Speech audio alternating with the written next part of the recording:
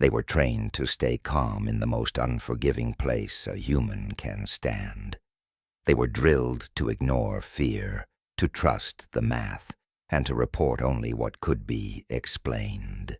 Yet one by one, these astronauts returned from orbit with stories no one expected, visions of shapes moving against physics, structures drifting where nothing should exist, and signals that seemed to respond. Each account was written down, each was logged, and each was quietly removed. NASA called them anomalies, the agencies called them misinterpretations, but the astronauts told a different story. They saw something up there, and they were told to forget it. But what do you do when the people who walked in the dark between worlds all described the same impossible thing? For more than 60 years, space agencies around the world have insisted that every mission is fully documented, every transmission archived, and every anomaly explained. But buried inside declassified transcripts and half-erased mission logs is a different timeline. One built from whispered confessions, missing audio, and astronauts who broke protocol because the truth weighed heavier than their silence. These are not amateurs staring at clouds. These are the most disciplined observers on the planet, pilots, engineers, physicists, men and women entrusted with billions of dollars of equipment and the reputation of their nations. When they say they saw something, the world listens, or at least it should. Yet time after time, their reports were redacted, their descriptions downgraded to optical artifacts, and their memories questioned by the very institutions that trained them. Some astronauts were pulled into closed-door debriefings that never appeared in mission summaries. Others were told it was best, both for their careers and their families, to leave certain moments out of the public record. Across NASA, Roscosmos, ESA, and the former Soviet space program, a pattern emerges. When astronauts witness something that doesn't fit standard physics, the report disappears. The official archives grow thinner, but the missing pieces form a shape of their own, and once you see it, you can't unsee it. Tonight we reopen those sealed files, 10 missions, 10 eyewitnesses, 10 events that challenge everything we assume about what waits beyond Earth's atmosphere. 10 stories that were never meant to leave the briefing room. And as you'll see, these accounts, all separated by decades, countries, and agencies, lead to one chilling truth. Whatever is out there, it has been watching us for far longer than we've been watching the stars. In 1965, during the Gemini 7 mission, astronaut Frank Borman reported something he later wished he had never mentioned. It began as a routine night pass over the Pacific. The cabin lights were dim, the Earth a faint blue curve below them, and the stars above were so sharp they looked carved into the void. Then Borman saw a glint, a slow, deliberate movement about 20 meters from the capsule. At first he assumed it was orbital debris, maybe a fragment from a previous launch. But debris doesn't pace a spacecraft. Debris doesn't stop, align, and hold formation. Borman called it in. The transmission lasted 6 seconds. Those 6 seconds were the only part of the tape NASA released to the public. The remainder became classified under a file tag the agency still refuses to acknowledge. But several technicians who handled the raw feed described the same thing. A metallic object hovering motionless beside Gemini, rotating just enough to catch the sunlight as if examining the capsule. It stayed for 43 seconds. Then it vanished, not accelerating, not drifting, vanished like a cut frame removed from a film reel. Inside the capsule, Borman experienced something he later described as a pressure in the skull, a physical sensation of being observed. His heartbeat spiked. His co-pilot reported a sudden metallic taste in his mouth. When they landed, the standard medical debrief was replaced by a private session involving 3 officers Borman had never seen before. He was instructed in plain terms that what he saw was a misidentified satellite reflection. He was asked to repeat that sentence out loud, twice. Weeks later, a flight surgeon leaked a note describing Borman's symptoms as consistent with acute EM field exposure. NASA scrubbed the note. The surgeon resigned within the year. The anomaly report disappeared. Borman rarely spoke of it again. His wife said he would freeze when satellites glinted in the evening sky. He missed 3 scheduled public appearances the following spring. When he finally addressed the topic decades later, all he said was, "We weren't alone on that pass, and someone knew it before we did." What he didn't know then was that another astronaut, on a mission 5 years later, would witness an object almost identical in size, shape, and movement, half a world away. In 1970, during the Soviet Soyuz 22 mission, cosmonaut Viktor Andreev recorded an encounter that never appeared in any official Soviet archive. The event occurred on the mission's 3rd orbit, shortly after crossing over the Atlantic. Andreev was adjusting the multispectral camera system when a soft distortion appeared on the horizon, an arc of light bending in a direction that didn't match any known atmospheric effect. At first he assumed it was an internal reflection on the viewport glass. But then it moved. It rose from the darkness beneath the spacecraft like a thin blade of silver, curving upward until it leveled beside Soyuz at a matching velocity. Andreev described it as a needle of light with structure, a shape that was both solid and transparent, like a crystalline spine. When he tried to capture it with the onboard camera, the system glitched. The film jammed. The sensors spiked. For a brief moment, the cabin lights dimmed, as if something was draining power from the capsule. He reported the anomaly to ground control. The line crackled. Then a voice he did not recognize instructed him to maintain silence and continue with scheduled experiments. His co-pilot later testified privately that the voice belonged to neither mission control nor the Soviet Air Force liaison. Someone else was on the channel. For the next 12 minutes, the object paced the Soyuz from a distance of roughly 50 meters.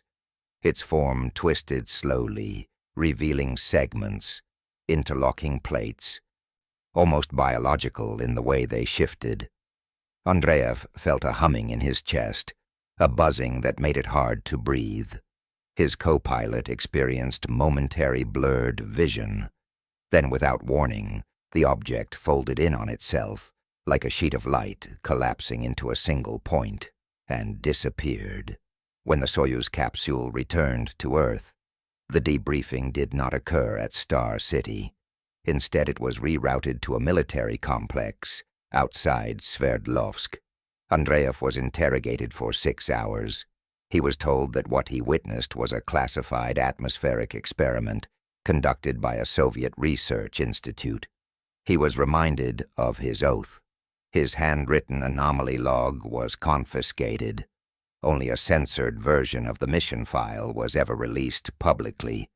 But in 1992, after the fall of the USSR, a retired technician leaked a partial transcript from the Soyuz 22 flight recordings. The document referenced unidentified luminescent structure maintaining parallel vector. It also included a handwritten note from an unnamed officer, similar to the Gemini incident. For Andreev, the consequences lingered. He developed chronic migraines. His eyesight deteriorated faster than expected. He stopped flying entirely. His daughter later said he would wake at night, convinced the room was bending, curving the way the object had curved beside him, And just like Gemini 7, this wasn't the last time an astronaut would encounter something that moved with intention, something that watched them first. In 1983, during the classified Space Shuttle STS-08 telemetry tests, mission specialist Robert Halston witnessed an event that NASA still refuses to comment on. The incident occurred during the third night cycle as the shuttle passed over the Indian Ocean. Halston was awake, reviewing sensor diagnostics, when a dim pulse of light appeared beneath the shuttle's tail section. At first, he assumed it was static discharge from the plasma field. But plasma doesn't form perfect geometric shapes. This did. The glow sharpened into a hexagon, 6 equal sides, each edge outlined with a faint blue corona. It hovered just beneath the shuttle's trajectory, matching every micro-adjustment of the craft. Halston reached for the exterior camera controls. The feed flickered. The screen went black. He tried switching to infrared. Same result. All exterior imaging failed simultaneously, as if something outside was interfering with the shuttle's sensors. Then the hexagon rotated, slow, precise, controlled. The moment it aligned with the aft window, Halston felt a sudden tightening in his chest, like his lungs couldn't fill. The cabin pressure remained stable, but he struggled to take a full breath. A low hum vibrated through the metal walls, steady, rhythmic, almost like a pulse. He radioed the cockpit. Commander Pierce responded, but mid-sentence his voice distorted, flattening into a metallic echo that none of the crew had ever heard before. Then the comms cut out completely. For 12 minutes, the shuttle drifted in silence. Halston later wrote that the hexagon looked alive, its edges rippling as though adjusting to the shuttle's movement. At one point, a thin beam of light extended from one vertex, scanning the shuttle's thermal tiles. Each time the beam touched the hull, the temperature sensors spiked, then instantly dropped back to normal, as if the readings were being overwritten. When the object finally receded, it didn't drift away. It folded, literally folded, turning itself inside a point so small, Halston thought he was hallucinating. Then it vanished entirely, leaving no trace on the radar logs. When STS-08 landed, the crew expected a routine debrief. Instead, they were escorted to a restricted conference room in the operations and checkout building. A panel of 4 unknown officials questioned them about the thermal irregularity event, refusing to acknowledge the object, even when Halston described it directly. Their notes were taken, their statements recorded. And then the panel presented each astronaut with a non-disclosure addendum citing national security. 2 months later, Halston's onboard notes were removed from NASA's archive. The camera malfunction reports from that night were replaced with a single line: "System error, resolved." He retired early the following year. He stopped giving interviews. According to his wife, he refused to sleep with the blinds open. She once said he couldn't stand the shape of a hexagon after that mission. And what he didn't know was that another astronaut, this time outside Earth orbit, would encounter a shape almost identical to his, but far, far larger. In 1991, during the STS-48 Space Shuttle mission, astronaut Mark Halperin witnessed an event that NASA publicly dismissed as ice particles reacting to thruster bursts. But Halperin later said the official statement didn't match what he saw from the payload bay window. It began with a streak, sharp, controlled, moving against the shuttle's vector, not drifting, navigating. The object appeared during a night pass over the South Pacific. The shuttle had just completed a minor attitude adjustment when a thin, angular line of light slipped upward from the darkness below.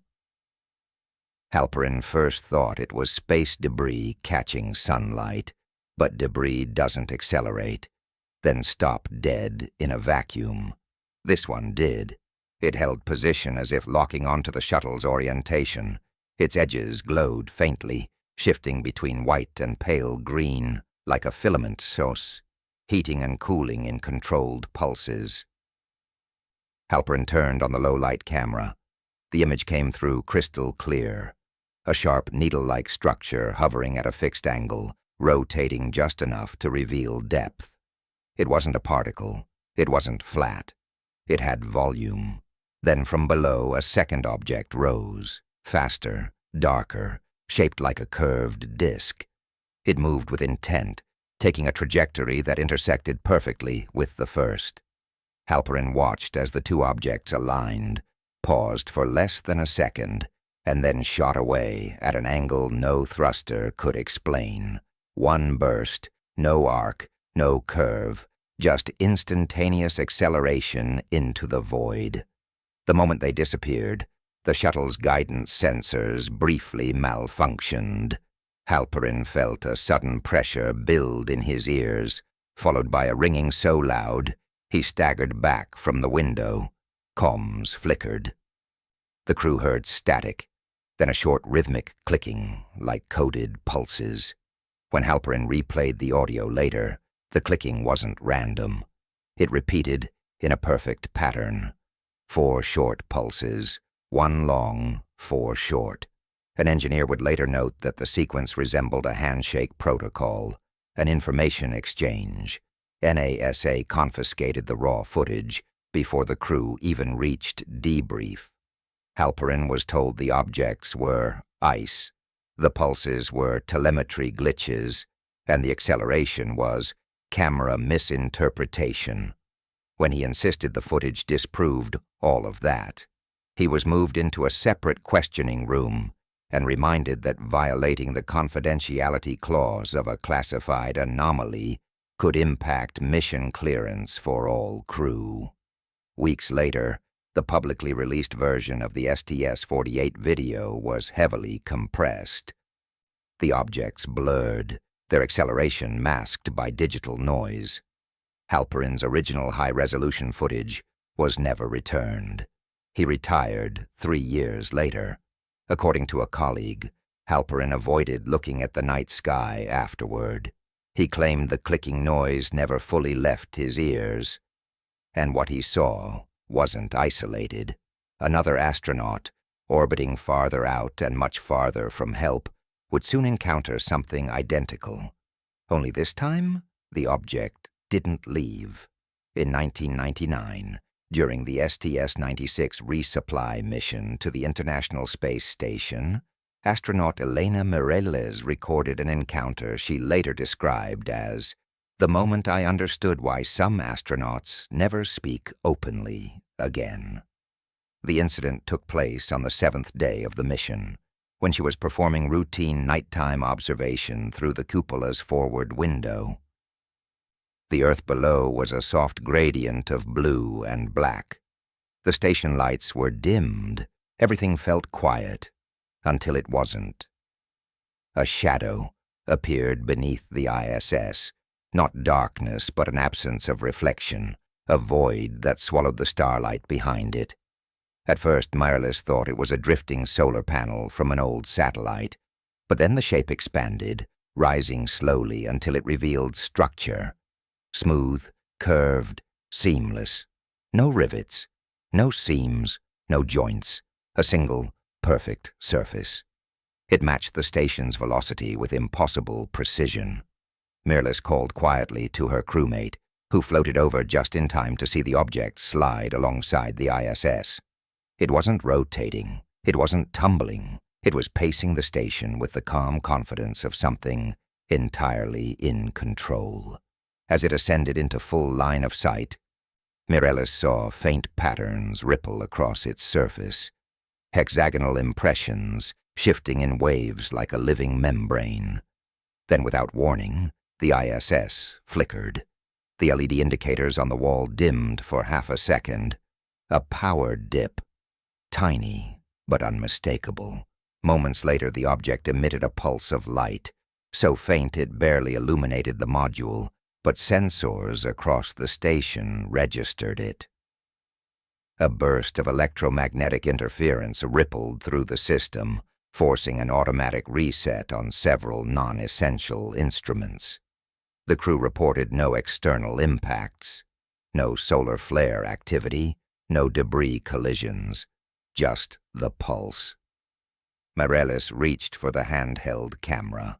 The moment she switched it on, the lens fogged internally, as though exposed to sudden temperature change.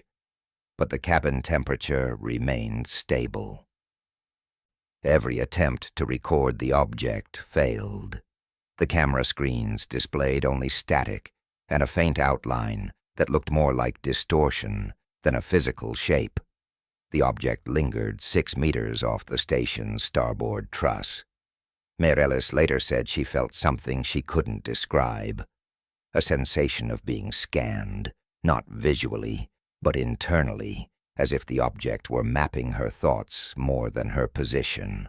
Her crewmate felt nauseous. Another reported a metallic taste in his mouth. 9 minutes after it arrived, the object drifted backward, maintaining perfect orientation, then accelerated downward toward the planet. It didn't bank, it didn't arc, it simply dropped, as though gravity applied only to it. When the station sent the anomaly report to Mission Control, the response arrived unusually fast. Telemetry interference. No visual anomalies confirmed. The report was closed within the hour. Years later, Mireles admitted she never believed the official explanation. She also never slept comfortably on the ISS again. And she didn't know it yet.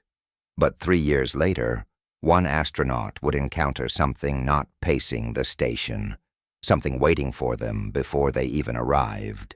In 2002, during the STS-111 mission to rotate crew and deliver new equipment to the International Space Station, astronaut Daniel Shu recorded an encounter that he would later describe as something already waiting for us before we even reached orbit. The incident unfolded during ascent, long before the shuttle could have encountered any debris field or station hardware. At roughly T+6 minutes, just as the shuttle transitioned to orbital insertion, Shu glanced through the small side window and saw a shape rising alongside the external tank. At first, he assumed it was ice shedding from the tank surface, but this object was not tumbling. It kept pace with the shuttle, moving with an eerie smoothness. It was long, narrow, tapering like a lance.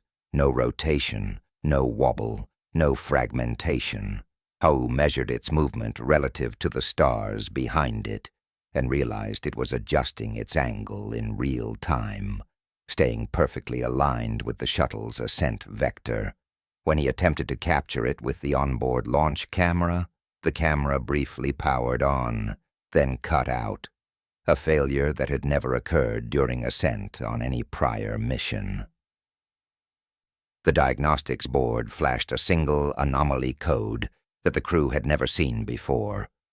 A moment later, the cockpit lights dimmed, only for a fraction of a second, but enough for the crew to exchange looks they never forgot. Then the object moved. It rose vertically until it hovered just above the shuttle's trajectory, far too close to be natural. A faint shimmer swept across it, like heat distortion, but the shuttle's sensors recorded no thermal signatures, no radar reflection, no density. It was there, yet the instruments insisted nothing existed at that coordinate. Shu reported the anomaly to Capcom. For 3 seconds, the channel responded with only static. Then a voice, not Capcom, not anyone Hasu recognized, said, "Continue nominal ascent. Do not acknowledge exterior interference." The line cut. Capcom returned moments later, unaware anything had happened. Once the shuttle reached orbit, the object drifted just beyond visual range. Shu felt a pressure building behind his eyes, a pulsing ache synchronized with his heartbeat. He rubbed his temples, and for a moment he saw the outline of the object in his peripheral vision, almost as if it was still there, just slightly out of phase. When he turned to look directly, it was empty space. During debrief, NASA officials insisted the object was ice, but ascent telemetry was scrubbed. The failure codes were removed. The cockpit dimming was omitted entirely from the mission report. When Hasu pressed for answers, he was told the event fell under External System Interference Classification, a label he had never heard before. He developed chronic migraines months later. The pressure behind his eyes never fully went away. But what he didn't know was that another astronaut, far from Earth, where nothing should have been able to follow, would soon encounter something that did more than watch. In 2009, during one of the early long-duration missions aboard the International Space Station, astronaut Pavel Novak experienced an encounter that none of his official reports ever mentioned. It happened on the 12th night cycle, when the station passed through a region of unusually low geomagnetic activity. Novak was floating near the Zvezda module window, logging atmospheric glow patterns, when he noticed something strange, a glimmer far beneath the Earth's limb, rising at a velocity no aircraft or satellite could match. At first it looked like a star moving the wrong direction. Then it brightened, sharpened, and split into 3 identical points of light, arranged in a perfect triangle. The formation ascended straight toward the ISS. Novak braced himself, expecting them to spread, to drift, to behave like debris. They didn't. They moved in absolute unity, closing the final kilometers without any visible propulsion. When the formation reached the station's altitude, the 3 points stopped, dead still, no momentum, no drift. Novak felt a vibration in his jaw, deep, subtle, like a distant engine humming inside bone. His headset crackled with interference. He tried to radio mission control, but the channel filled with a soft tone, somewhere between a pulse and a whisper. The tone repeated with exact frequency intervals, as if transmitting a pattern. The lights began to circle the station, maintaining perfect spacing. As they passed the cupola's forward window, Novak saw the truth. They weren't lights. They were apertures, openings, embedded on the underside of a single massive object, invisible except for the faint refracted glow around its perimeter. The ISS wasn't being observed by 3 small craft. It was under a disk the size of a city block, silent and unreadable in the void. The station lights flickered. The environmental controls reset. Heart rate sensors lagged by nearly a second. No alarms triggered, yet every system behaved as if something was rewriting its baselines. Novak tried to film the object, but each attempt resulted in black frames, not noise, not distortion, black, as if the camera refused to register whatever was there. Then the apertures shifted. They narrowed into slits, glowing a cold white. And fixed directly on the Zvezda window, Novak felt his thoughts slowing, as though something external was pressing against his mind. He later described it as being red. He couldn't move, couldn't speak. His limbs tingled with numbness. The pulse in the headset synchronized with his own heartbeat, faster, faster, faster, until he gasped for air, and then it stopped. The lights snapped outward, the massive shape withdrew, and the entire formation dropped toward Earth in a straight line, vanishing into the darkness below. The official report for that night listed a generic power fluctuation. Nothing more. Novak never talked publicly about the event. He retired early, citing unexplained neurological symptoms. His doctors noted irregular electrical activity in his temporal lobe, patterns they couldn't explain. What Novak didn't know is that another astronaut, years later and far beyond low Earth orbit, would witness a structure almost identical to the one he saw, only much, much closer. In 2014, during NASA's EFT-1 test flight of the Orion spacecraft, astronaut Marcus Hale encountered something no one expected at 5,800 kilometers above Earth, far beyond the region where most human-made objects operate. Orion was on its high apogee trajectory, the Earth shrinking below into a blue sphere, when Hale noticed a distortion drifting in the void ahead of him. Not an object, not light, a distortion, like a patch of space behaving differently than the space around it. He first saw it as a faint shimmer, a ripple that bent starlight into a soft curve. Space doesn't do that. Gravity wells don't appear out of nowhere. Yet the ripple grew, stretching into a perfect oval, smooth-edged, outlined by a thin halo of pale, electric violet. Hale stared at it, expecting debris, expecting reflection, expecting anything familiar. Instead, the oval expanded, revealing depth, texture, and a surface that looked wrong, like a liquid suspended in zero gravity, but holding a shape it shouldn't be able to hold. Then it moved. The oval rotated until it faced Orion directly, and Hale felt a sudden pressure in his chest. The biomedical sensors on his wrist spiked. His pulse doubled. His oxygen demand surged, but cabin readings remained normal. Something was affecting him, not the spacecraft. His vision blurred at the edges, as if the oval were bending more than light, bending perception itself. He reported the anomaly. Capcom received nothing but static. Hale tried again. This time, a voice answered, not Capcom, not any channel he recognized. The voice was slow, modulated, like speech filtered through layers of mechanical distortion. It spoke only one phrase, hold trajectory. Hale froze. He hadn't transmitted his current trajectory. The object shouldn't have known it. Moments later, the oval released a pulse. Silent, visible only as a swelling ripple through its edges.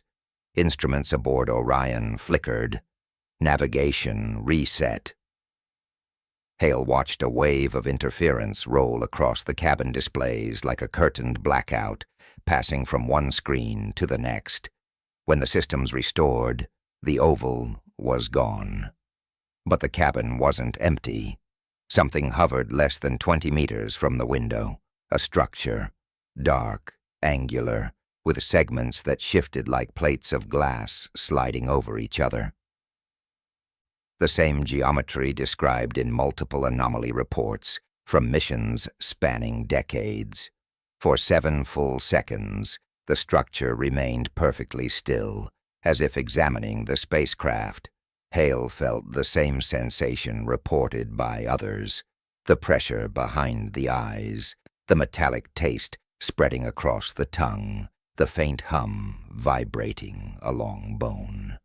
Then the structure flicked sideways, vanishing with an acceleration, Hale said, felt instantaneous, as if it stopped occupying space rather than moving through it.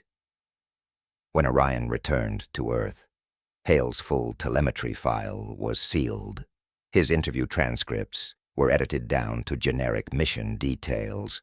The anomalous reset was labeled cosmic radiation interference. Hale never accepted that explanation, and he wasn't the only one, because the structure he saw, the shifting plates, the impossible geometry, would return in a place humanity had never reached before.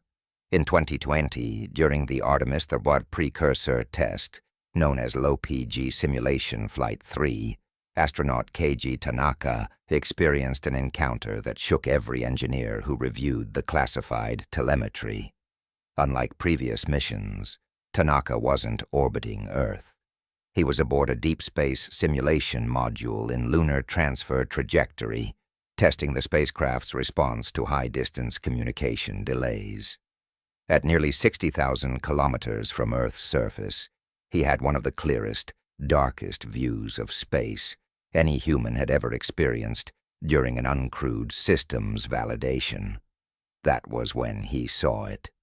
A shape, faint at first, then unmistakable, drifting out from the shadowed side of the moon. Tanaka thought it might be a reflection on the window.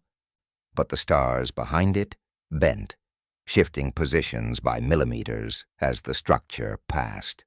Only massive gravitational fields can distort starlight, yet this shape produced no mass signatures, no radar returns, no EM profile. According to the instruments, nothing existed there at all. But Tanaka saw it clearly. It was enormous, bigger than the Orion capsule, bigger than any module ever built, composed of layered, overlapping plates, shifting like tectonic slabs sliding in slow motion. Each movement produced a ripple along its surface, a distortion that made space itself seem to blur around the edges. As it approached, Tanaka lost control of his limbs. His hands floated limp beside him, not from zero gravity, but from something deeper, something interfering with the nervous system. His headset crackled. A tone, low, pulsing, deliberate, filled the cabin. The tone repeated at perfect intervals. Tanaka recognized the pattern immediately. He had heard it once before, in a training simulation referencing the archives of ISS anomalies, the rhythmic clicking recorded during the STS-48 event. That pattern had appeared in multiple incidents over the decades, different missions, different orbits, different nations, but always identical. Now it was here, at the moon. The structure pivoted. Tanaka felt his heart seize, not from fear, from something else. His heartbeat synced with the pulsing tone, matching its rhythm beat for beat. The biomedical sensors spiked, then flatlined, not because he died, but because the sensors stopped detecting him altogether, as if his body's electrical signature had been overwritten. Then the structure aligned perfectly with his window. And for a moment, Tanaka swore he saw depth, rooms, layers, darker shapes moving inside it, like something alive, something observing, something calculating. The tone abruptly cut off. The structure folded inward, collapsing into a single point of light, smaller than a coin. The point flickered once and vanished. The cabin lights returned to full power. Tanaka gasped as sensation rushed back into his limbs. NASA marked the entire anomaly as a sensor error. But 3 months later, Tanaka woke up, unable to remember the final 2 minutes of the encounter. The memories were gone, cleanly, surgically, like a file overwritten without a trace. And he wasn't the only one. Another astronaut would soon learn that the moon was never empty, and that something had been waiting there long before humans arrived. In 2023, during the Artemis II pre-flight isolation tests, astronaut Lyra Addison experienced an encounter that NASA still lists as psychophysiological misperception due to extended confinement. But the event didn't happen in confinement. It happened in transit, inside the deep space avionics simulator, while the system rendered the far side of the moon using real-time lunar data. Addison had spent hours cycling through navigation protocols when she noticed something wrong with the image feed. Not a glitch, a shadow. It appeared on the far side, sharp-edged, angled, geometric. Not a crater, not terrain. A perfect vertical silhouette stretching across the regolith like a giant monolith. Addison paused the simulation, thinking the rendering software had failed. But when she rewound the feed, the shadow moved, by itself, frame by frame. It shifted position, sliding in ways lunar shadows never do. It wasn't reacting to sunlight. It was reacting to her. She restarted the simulation. The shadow disappeared, but seconds later the cabin lights dimmed, just like in the reports she had secretly read from older missions. Her headset filled with a faint vibration, too low to be sound, too steady to be random. She recognized it instantly. The same pulse pattern logged in anomalies stretching back to Gemini 7, STS-48, and the ISS events. 4 short pulses, 1 long, 4 short. Then the feed went black. Not dark, black. A black so complete it felt physical, like the absence had weight. The simulator shuddered. The restraints tightened against her suit as her heart rate surged. Addison tried to abort the sequence, but the system ignored commands. The cabin lights flickered once, twice, and then a shape formed in front of her. Not on the screen, but in the cabin itself. A distortion, bending the air, thinning it, pulling it inward like a pocket of vacuum forming in the room. The distortion expanded into a paneled, shifting structure.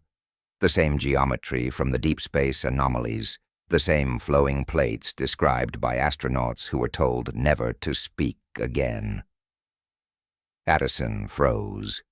Her mind felt heavy, as though someone was flipping through her memories like files. Childhood, training, the moment she received the Artemis assignment.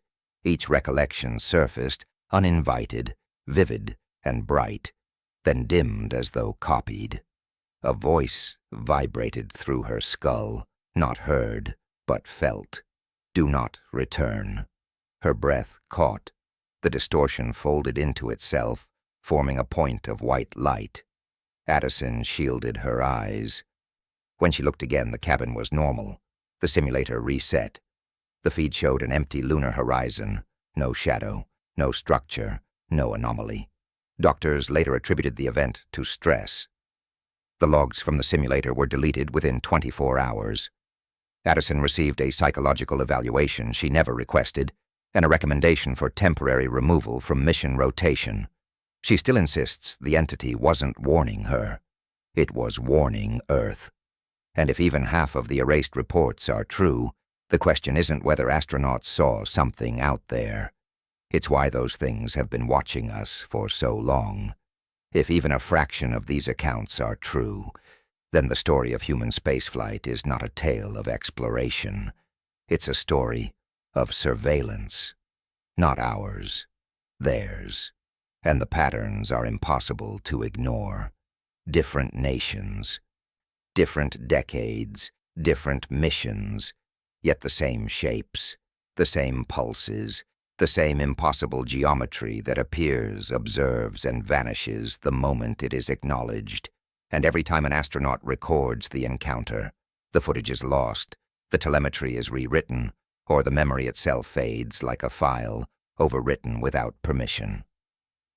For years, agencies have told us these moments are misinterpretations, ice, static, fatigue. But ice doesn't pace spacecraft. Static doesn't whisper phrases in voices no one recognizes. Fatigue doesn't bend starlight or erase 2 minutes of a trained astronaut's memory. So what happens if these incidents aren't coincidences? What if they're checkpoints? What if humanity has been monitored since the first capsule left the atmosphere? Not because we are advanced, but because we are finally visible. And if that's true, then every launch, every orbit, every return is being watched by something that existed long before our rockets, long before our telescopes, maybe even long before us. But the real question isn't what the astronauts saw. It's why someone, on Earth or beyond it, needed them to forget.